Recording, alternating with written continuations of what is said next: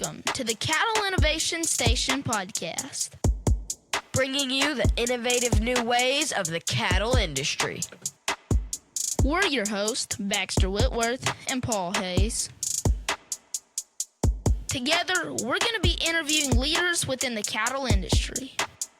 Here on this podcast, our focus is honoring God and innovating the cattle industry. Get ready to listen, learn, and laugh as we help innovate the cattle industry. Let's get innovating.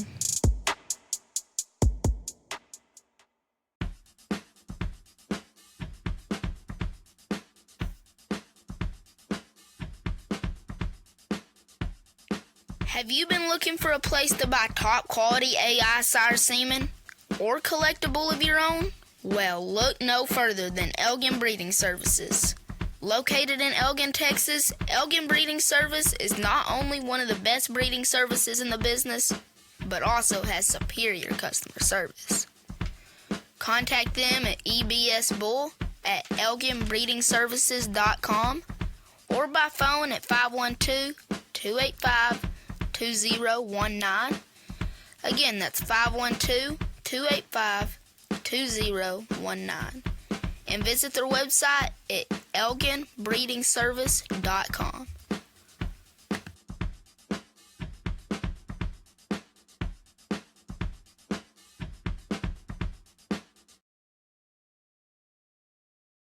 Happy New Year's! It's time for another episode of the Cattle Innovation Station podcast. I'm your host, Baxter Whitworth, and as always, joining me today is my other host, Paul Hayes. Are you interested in the farm-to-table process, or do you really know what happens when you send your steers to a harvesting plant? Well, in this interview, we dive into the meat and processing industry, how to manage a cattle herd with the end goal of a branded beef program, and how to start your own branded beef program. Here to talk to us about these topics is Mr. Cameron Barton. He is the Vice President of Operations at BRK Meats and has his own branded beef program. How's it going, Mr. Barton? It's going great. Thank you so much for having me on, Baxter and Paul. It's an honor. I've been keeping up with you guys and what you're doing. Love the podcast, and I'm glad to be on. We're glad to have you on. Very. And we've been wanting to get somebody on that has their own branded beef program because we think that's something. It's something that's been happening for a few years now, but it's still definitely something that's new in the cattle industry and mainly the beef industry. But Paul, will you take us away with our icebreaker questions? Absolutely. With your own branded beef program, I'm sure you love to eat your own steak. So how do you like your steak? Just to see. Yeah, well, number one, just to be funny, I like it cooked a little bit. But no, I do like it medium rare. My wife likes it a little more well done. But of course, my favorite, I think, is the ribeye, as a lot of other people's is. But yeah, medium rare all the way, no matter what it is. Absolutely. That's just perfect for me.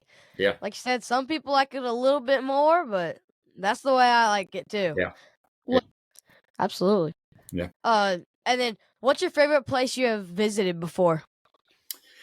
So in 2012, I was at A&M as a student there, and I was in a finance course. We went to Europe for 12 days.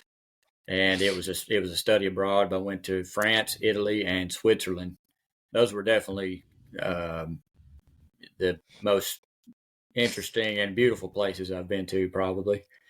And so there's a lot of different things to see, and just beautiful place. I enjoyed it. That's neat. That's really neat. That's really cool. I think the whole study abroad and college thing is really cool. You have to go all over the world studying.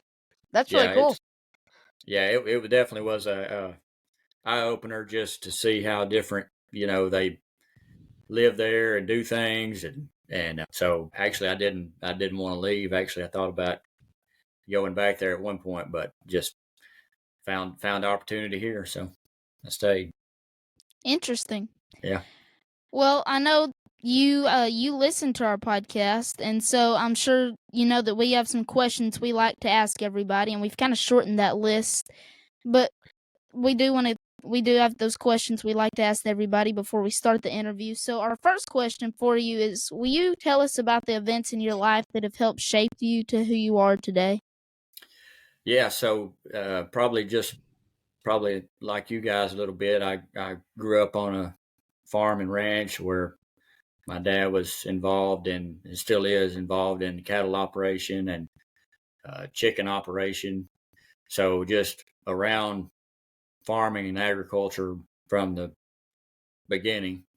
And so that had a lot to do with, all the way from the way I was raised to uh, work ethic to, you know, agriculture, learning about it day in and day out. And whether I wanted to or not, that's kind of what I was around for the most part of my life. And then went to high school, of course, here in Garrison, Texas, where we live now, and went on to Texas A&M. That was a big, another culture shock for me, but a very educational time in my life. Met a lot of great people there. Did a lot of different networking and got a great education too. So that was a big part. And then just through the workforce, I worked for different people. Obviously, I worked for my dad and cattle operation, and one of the uh, interest or a very big growth part of my life came. I went to work at 44 Farms. They're a big Angus operation. Actually, they're number one in Texas, and I think number 3 or 4 in the country. And got to just dive deep in there and learn a lot about genetics and the Angus business and just a lot of different, especially on the beef side. And that's really where I really became interested in what I'm doing now. The more I learned about the genetics and what makes good beef, and at 44 Farms, I really felt a calling to come back home and try to do some different things here. So those probably were, and then just going back and as a young guy, obviously I probably should have said this number one, but my faith in God, and that's definitely, I know you guys are not ashamed of that for sure, and I really respect and appreciate that. Before the podcast, even having a prayer, and that's obviously that's been number one in my life, to just look back and see how God has just orchestrated my life, and to see where He's leading me now. But those are some key events uh, that I would say, and then just being married and having kids of my own, 2 boys.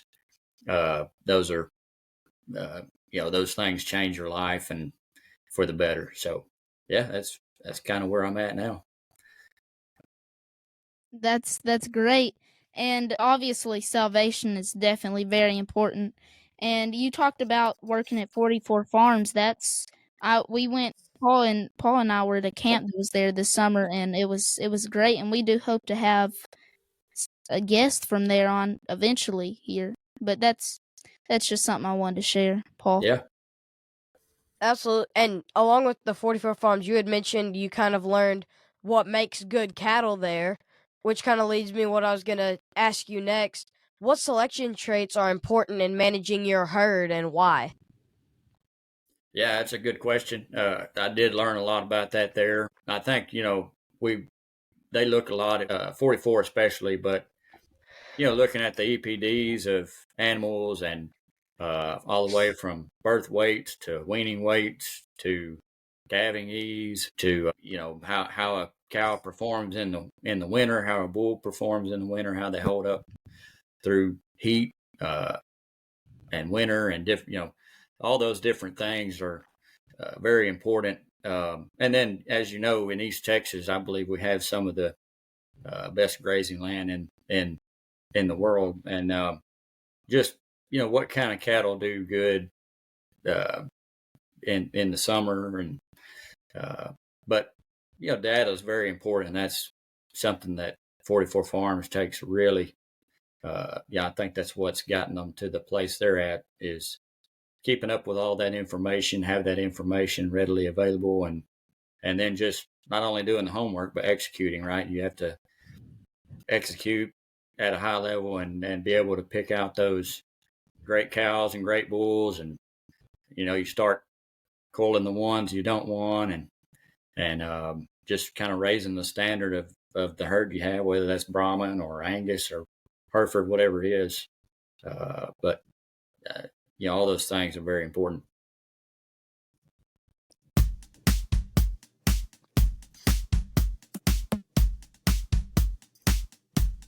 Have you been looking for Brahman cattle with a good genetic background? Contact 79 Cattle Company, selling reliable Brahman replacement heifers, Brahman show prospects, and Brahman bulls. Contact Taylor Tate at 210-241-4511. Again, that's 210-241-4511. Or contact Mallory Tate at 210-861-0155. 210-861-0155.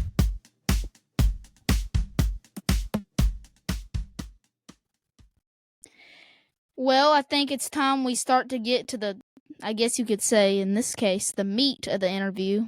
Pun completely intended. I just thought of that. Anyways, so, growing up in the beef cattle industry, you said you raised cattle your whole life, correct? And Correct, so yeah. what you work at BRK Meats as the operation of, or vice president of operations. So what encouraged you to enter the processing industry? Well, I think it was, I think those life events that I was talking about led to that, but I just became very intrigued with, once I went from cattle to beef and just kind of entered that world a little bit, I just became very intrigued to want to learn the whole process. And I just thought that, as a consumer, even as a employee, the more I knew, the more valuable I would be, but also the more value I could bring into sales or to a consumer. And the more information you can gather, the more valuable you can be in that industry. But definitely just, I remember slaughtering my first animal and just being like, wow, I really want to know what this takes, what's all a part of this animal. You just, we know it's beef, but what all cuts are there? And then from there, it just grew into wanting to get more into it. So that's kind of how I got into it. That's interesting. So we talked about how you work at a harvesting plant, but as VP of operations, what does your day-to-day work entail? Oh man, it's from can to cane almost. It's just every day is different. That's really what I love about it. But a lot of it is it's kind of making sure that the supply chain is where we want it to be, and balancing the supply chain with the demand of beef that we have. So making sure that, hey, the slaughter plant is bringing in the correct amount of animals each day, and then on the back end, as you know, we have a processing plant in Carthage. So making sure that when we take that animal from the slaughter plant and go through the further processing plant, making sure there's a place to go with that beef. So it's lining up, everything in between from those stages of the meat to making sure we have the right customers to take this amount of beef that we're producing, and then just, managing the people that we work with and making sure they're in the correct positions to execute at a high level, like we talked about earlier. And so it's kind of all over the board, really, but that's what I love about it. All right. That's really nice. And y'all's BRK harvesting plant is a USDA inspected plant, right? Yes, sir. So what is it? What is a harvesting plant like? What does it take for it to become a full-time USDA inspected plant? Yeah, so it's an application process, and USDA really it connects you basically to a lot more consumers out there. So it takes a little bit more risk in that application process, and of course you've got to have it's a little bit more uh, strenuous regulations, and a little uh, better equipment that you need, and just it's really just a higher standard of processing because like a state inspected, that's not USDA. You can only uh, sell that meat within the state of Texas. When you have a USDA label, that meat can go anywhere in the country. So there's a little bit more regulation to it, and a little bit higher standard. Absolutely. That's the reason why USDA inspects it, and I know it's difficult to become a USDA inspected plant, so I'm sure that helps drive profit for y'all. So we've talked around this question a lot, but let's just jump to the point. Will you explain the process of harvesting cattle? Yeah, so we have there, like at our plant in Tenaha, we've got a holding pen area, and so starting at 7 in the morning, we've got trailers backing up to the pens. They'll unload, and then by 7:30 we're slaughtering the first animal. But our system is set up. We slaughter it outside in a chute, and then we're able to pull it inside where we dehide it. So we take the hide off, take the head off, the organs. The organs are inspected. That's a vital inspection point for USDA to say that this animal is safe for consumption or not. They'll look at the liver and kidneys and things like that, make sure those are still good. And then we'll split the carcass into two halves, and those two halves will then go into another part of the facility, which is the hanging cooler. And that they'll hang in there for at least 24 hours to get down to about 40 degrees temperature, which is a chill temperature. And then for us, that's when we're able to, unless people want to hang in longer than that, we can then take it to our processing facility and start cutting it up into steaks and ground beef and jerky and all sorts of things. Thank you. I know that's not something that everybody knows. I mean, the majority of the people in the cattle industry do kind of have a pretty good idea what happens, but I do just like to give a better idea of what happens in y'all's specific plant.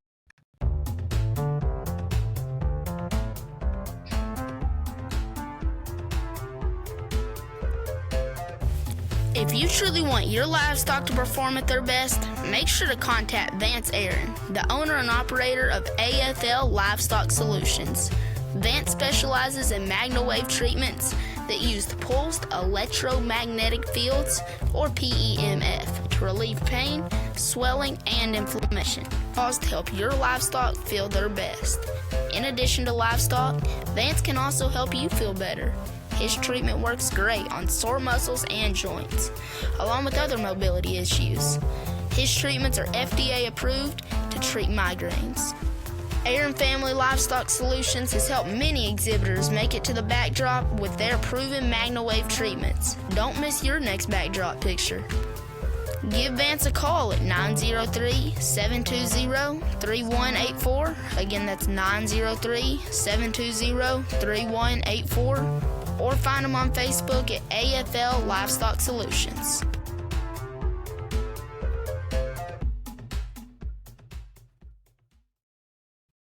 So we will talk about your branded beef program, but before we start with that, I'm sure that to have a successful branded beef program, you have to manage your cattle herd well. So that's what we would like to go ahead and discuss. How do you breed your cattle to not only produce a larger portion of meat, but also higher quality meat? Yeah, that's a great question, and I just want to say for everybody, I think it's different just for what market they want to be in, and I'm never want to say, hey, you should do Angus or you should do Hereford, and I mean, I think you guys do Brahman, and I know Mr. Benny very well. Your dad was a awesome ag teacher of mine in high school, so he taught me a lot of things. And but just for me personally, I've been involved in the Angus operation for almost all my life. So speaking to that, we've just like we kind of started out this episode talking about studying those EPDs and tracking bull genetics, and we've got some local producers of bulls, that Angus bulls, that we really link into, and we watch them, we talk to them, we see what bulls they have coming up and coming available,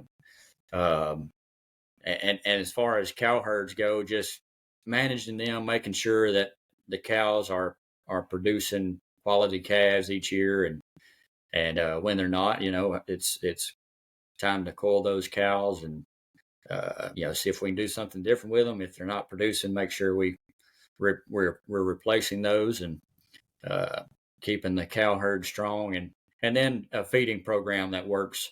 I know for a branded beef program, you get into a feeding program that you can really take. I think we're doing something that we're taking that animal from birth all the way to the end. So we're feeding it all the way out, and then so you really have to hone in on the mixed ration, and average daily gains, and what you're feeding them each day, and so all of that's really important into a branded beef program.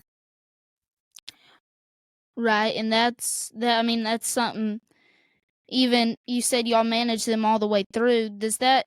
Have you noticed? I don't know if y'all have done the just selling them before, but do you know if that changes your profit any?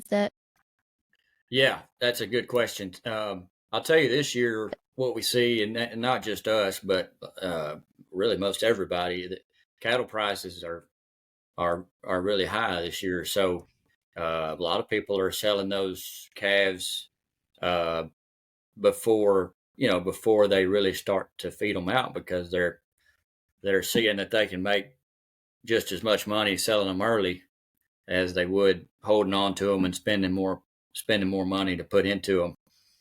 So that is a challenge, when you start a branded beef program. Is you kind of have to be committed to it. You have to decide that this is what we're going to do, even when you go through the hard parts. And but it's also you can also link up with this. This is where it really gets interesting, in my opinion. Is you can also link up with producers that do this, producing those same quality animals, and sometimes we've bought their calves before that go into the same branded beef program, because they had the same genetics, and are doing really the same thing. They're just not feeding them out. So with that branded beef program, you can then buy local producer calves and keep it going, and they have a place to market their cattle.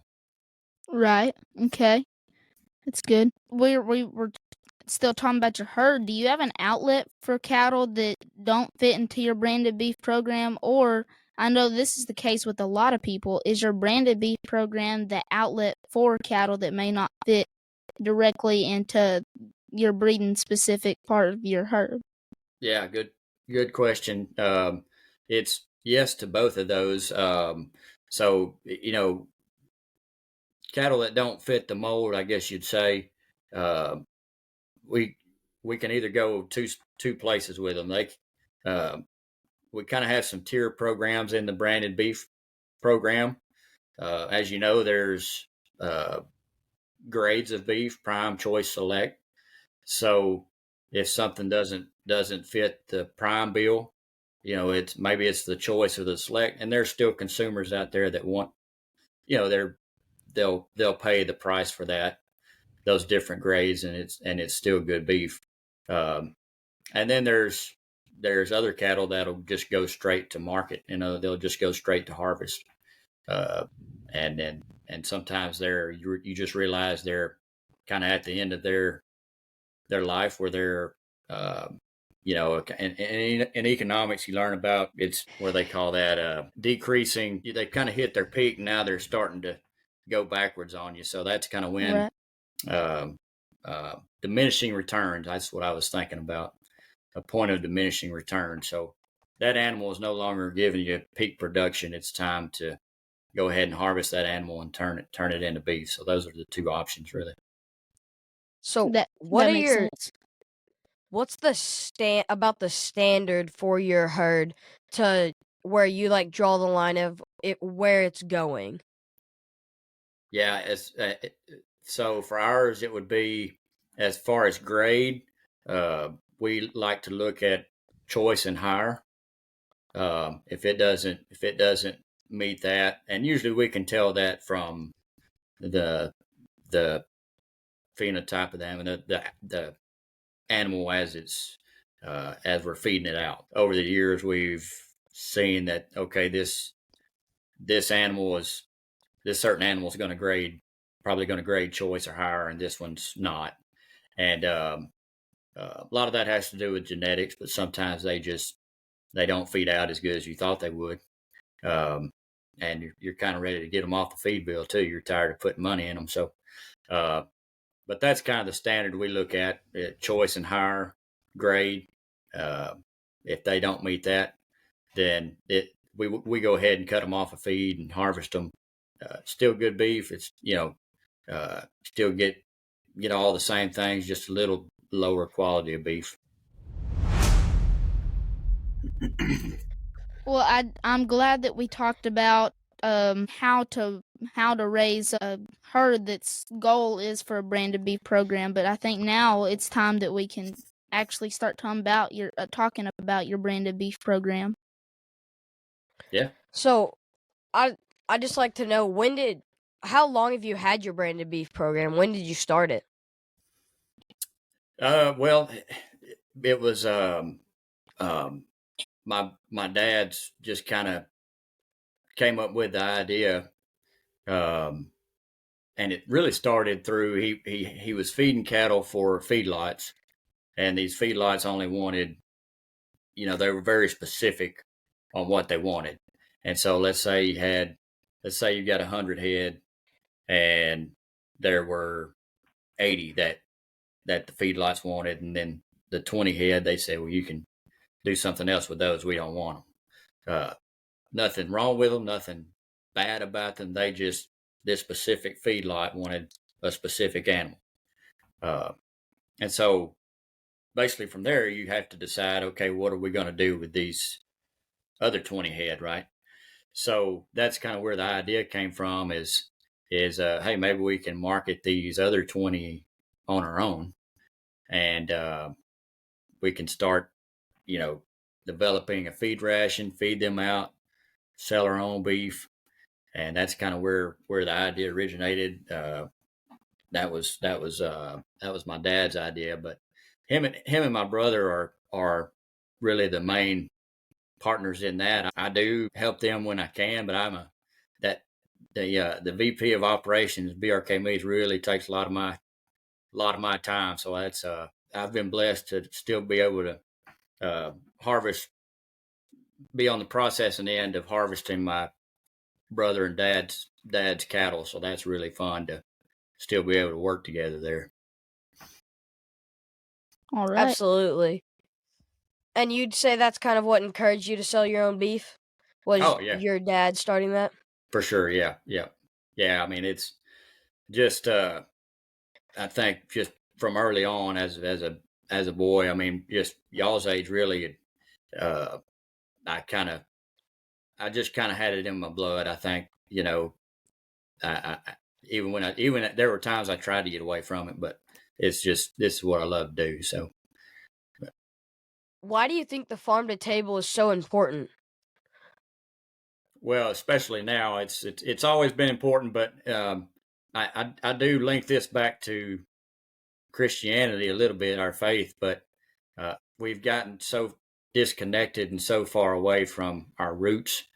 Uh, just even in an agricultural standpoint, uh, you know, we start hearing more consumers, hey, I wonder where this meat really comes from, and they've heard all the commotion and rants about bigger companies and you know importing beef and where is it really coming from, and so this is a huge opportunity right now. So I think it's very important right now that we are able to return and get back to being close to the consumer, and really they're really opening their eyes now to, oh hey, Mr. Barton over there raises cows, or Mr. Whitworth raises cows. Uh, I want to eat their beef because they're right here, and I want to know where it comes from. I know they work hard and raise good animals, so why not support them? And I just think that's becoming more and more important. EP Cattle Company. Owned by Eddie Wilson, EP Cattle Company is home of Sir Rao's Handshake. Rao's Handshake is a sound-structured, heavy-muscled bull that is really bold-ribbed, so it comes with no surprise that he is a Fort Worth and San Antonio Junior Show Division Champion and Rio Grande Valley Open Show Division Champion. He is a grandson of BRC Noble and JDH Shank Manso, and is also a great-grandson of Mr. H. Elijah Manso. You can contact Eddie Wilson or Nicole Wilson on Facebook at EP Cattle Company. So remember, if you're looking for some well-performing registered Brahman genetics, contact Eddie Wilson on Facebook.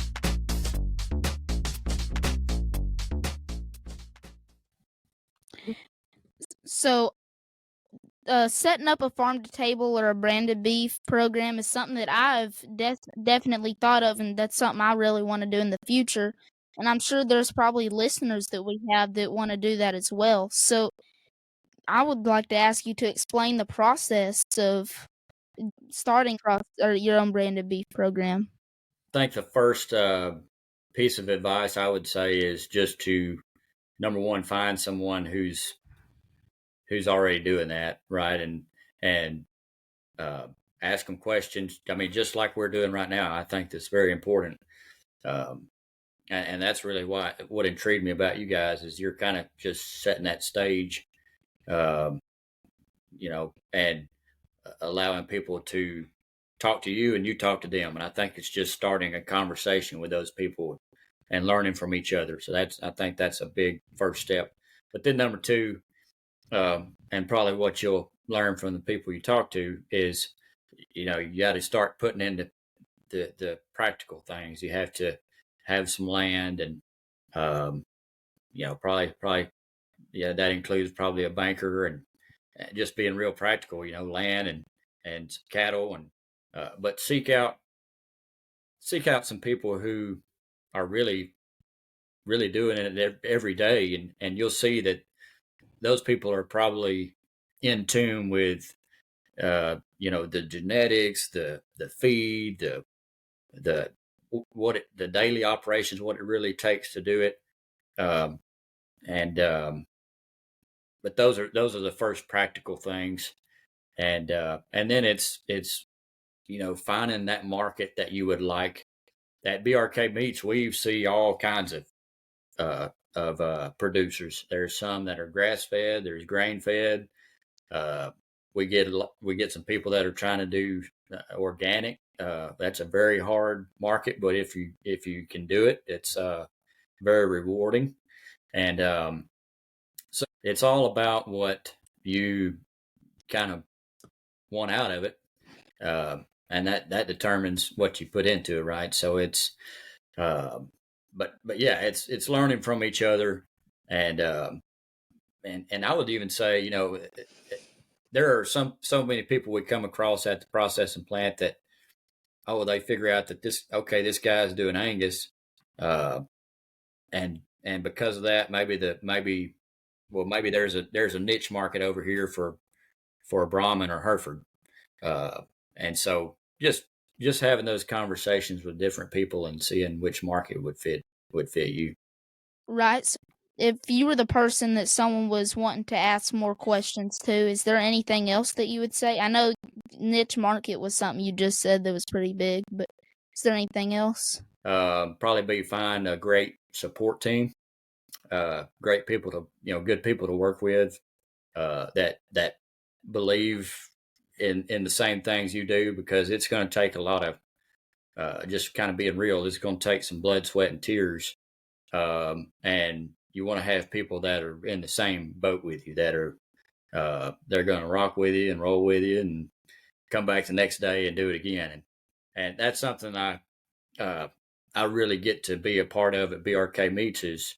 It really starts with every morning we come in, we kind of all, one way or another, it may be a quick little hoorah moment, but it's hey, it's a new day, we're here for a reason, and it's making sure we're all on the same page and ready to do it again, and we kind of see the why behind it. We believe that we're this is bigger than ourselves, and that's what I would say is find those group of people, to whether those are employees or customers or family members. Just really dig down deep with those people. Nice. How do you advertise your beef program, and what would you tell people on how to advertise their farm to table program? So a big thing is social media, obviously, and just like you guys, I think it's taken every opportunity to, whether it's jumping on a podcast or getting on, putting it out on Facebook, social media, Instagram, and then I word of mouth is still, in my opinion, the greatest form of marketing. The more you can talk about it, the better. And hey, you have to realize that not everybody's going to be interested in your product. That's okay, and it's kind of like, I kind of refer to, I love sports, so with my team I always refer to some sports illustrations. I think it was Michael Jordan that said he missed more shots than he made. That didn't make him a bad basketball player. I don't think we would say. He was still one of the greats. And so when you go out there and you talk about your product, no matter what it is, just know that there may be times you'll miss more than you make, and that's okay, because some of the the makes may be a really big make. Yeah, that's what I would encourage most folks. Hi guys, I'm your co-host Paul Hayes, and I'd like to tell you all about my family business that has been going on for over 50 years now, and that is raising quality registered Brahmin cattle. Our ranch is called Flat Rock Brahmins, and we have locations in Glen Rose and LaGrange, Texas. And we are here for all of your cattle needs. Whether it's needing show cattle, replacement females, or even a new herd sire, we would be happy to earn your business and watch our genetics excel in your herd. You can contact me by email at paulhayesv@icloud.com, or my dad, who helps manage the ranch, at paulhayesiv@icloud.com, or over the phone at 817-964-2752.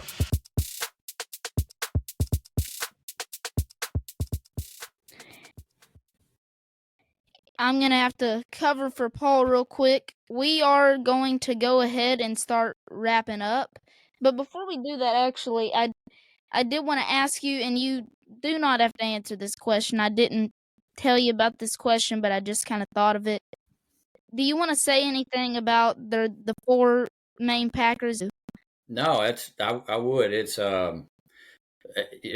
first I would say there's a bad connotation, right, that people have about the big 4. But also I would say, I being in the industry and pretty much all my life, I do think we need, big companies. That it takes a lot to feed the world. And Right. and we are hungry human beings. So that's a practical way to put it, I think. But also for me and our team at BRK Meats, it's also um, a competitive game. It's an opportunity to be unique. It's an opportunity to look at the big four and what they're not doing, and then for us to say, hey, we're willing to go put the work in and be different and connect closer to the consumer and be able to do different things for the consumer that the big four is not willing to do. And so I don't really like to shed negative light on anybody. But at the same time, I also would encourage anybody I can to come see us before them. We feel like we're more unique and have a huge opportunity for growth. Uh, and our team even kind of jokes about it, but not really. We want to be the big five, but we want to be different. So Absolutely. We ask this question to everybody that comes on our podcast, and it's kind of our staple question. What advice would you give to ranchers to help innovate their herd for the better? that's a really good question.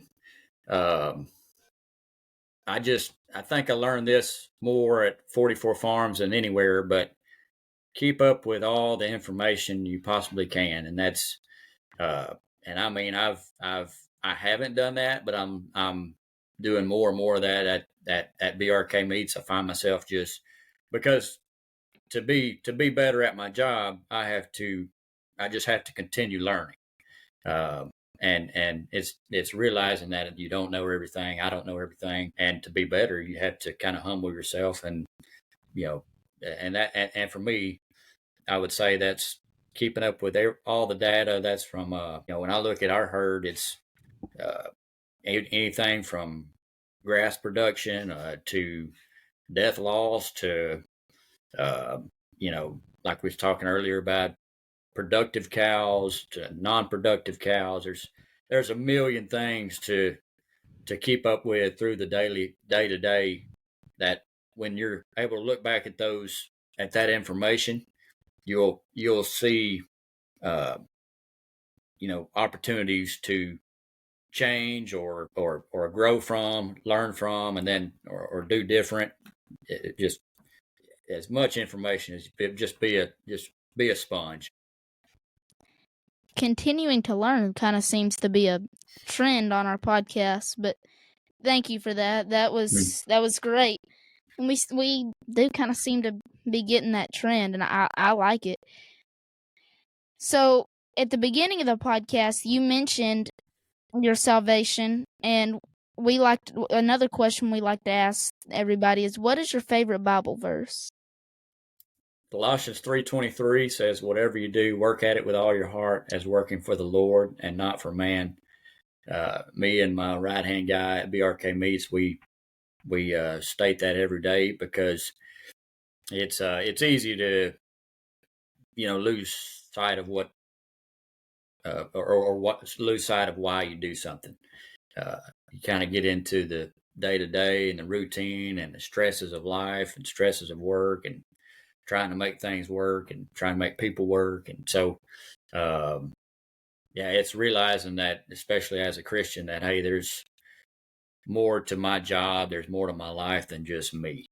And I mean, honestly, it even really works in business, right? When you take that approach, you kind of run into opportunities that way. It seems like, and but that's just been a key verse in my life and one I've really grown from.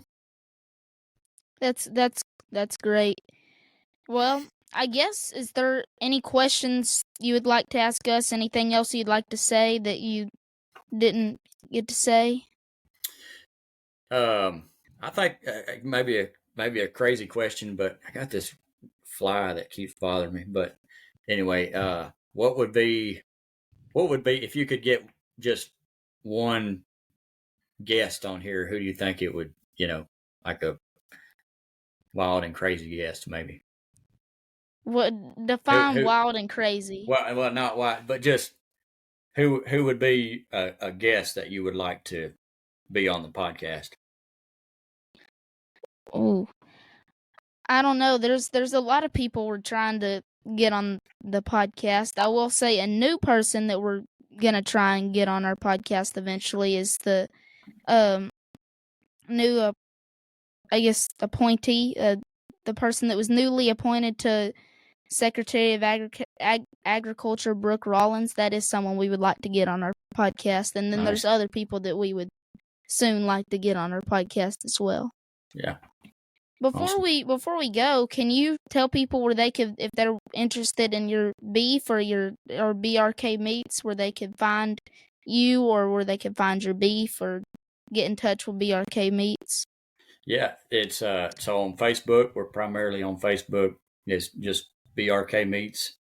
You can contact us by phone. That phone number is 903-693-6122.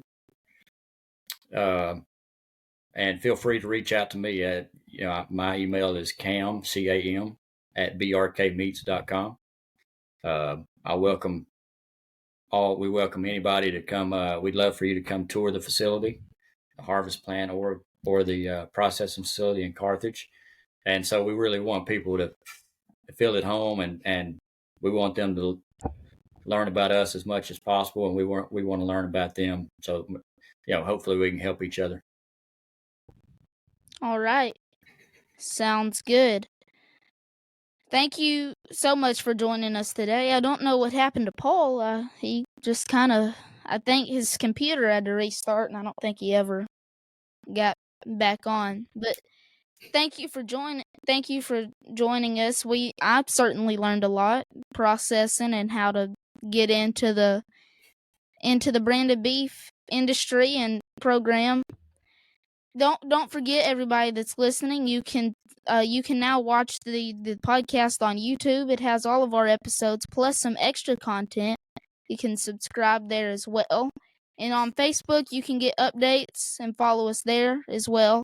And then you can join our email list to stay up to date on new episodes coming out. There should be a link in the description below, and then on any of the social medias, we should have the survey to join the email list. And of course, you can email me at bbwtopnotchcattle@gmail.com. Make sure to follow this podcast on the streaming service of your choice. Anyways, so I think, is there anything else you'd like to say before we wrap up? I just want to say thanks to you and Paul for having me on. And anytime I talk to you, I would say tell your dad hello. He was a vital part in my life, and whether he knows that or not, I want him to know that. And I enjoyed having him as an ag teacher. And I'm just glad y'all had this podcast. Thanks for having me on, and I look forward to following you guys all the way. Oh, yes, sir. Sounds good, and we enjoyed it. Yes, sir. Thank you for joining us, and keep everybody listening. Keep innovating the cattle industry. Signing off.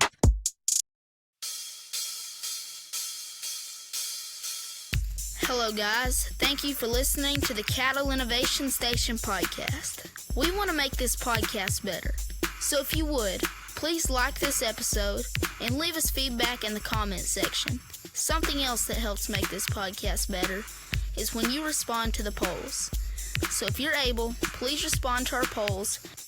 Help us make this podcast as good as possible. Thank you, God bless, and have a good day.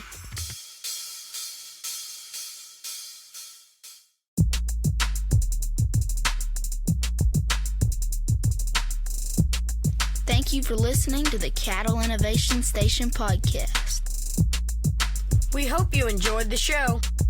I'm your host, Baxter Whitworth. I'm your co-host, Paul Hayes. Remember our key verse, Proverbs 16:3. Commit to the Lord whatever you do, and He will establish your plans. Thank you for listening.